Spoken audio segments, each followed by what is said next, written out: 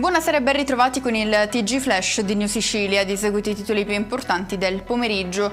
La Corte d'Appello di Palermo ha ridotto a 9 anni la pena inflitta a Laura Bonafede, la maestra di Campobello di Mazara, amante di Matteo Messina Denaro. La donna era stata condannata in primo grado per associazione mafiosa a 11 anni e 4 mesi.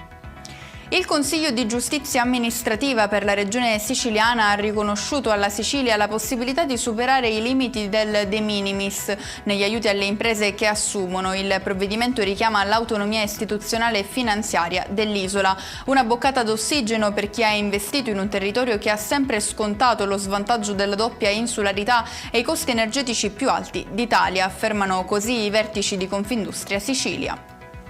In arrivo oltre 2 milioni di euro per favorire coloro che assistono all'interno della famiglia persone con disabilità grave e gravissima, una misura finanziata dalla Regione Siciliana con le risorse del Fondo Nazionale per il ruolo di sostegno, della cura e di assistenza del caregiver.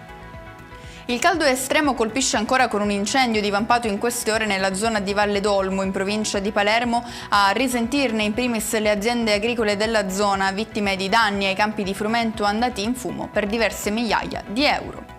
E rimaniamo ancora in tema caldo con le previsioni meteo. L'anticiclone africano in progressivo rinforzo anticipa un caldo intenso pronto ad abbracciare l'isola nel weekend. Allerta rossa per rischio incendi nella giornata di domani in quasi tutta la regione.